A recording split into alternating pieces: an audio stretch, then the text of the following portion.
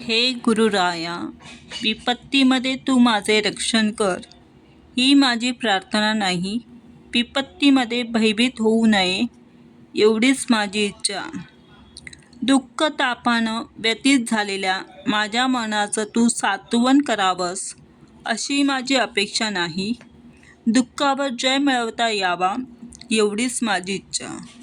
संकटात माझ्या मदतीला कोणी आलं नाही याबद्दल तक्रार नाही.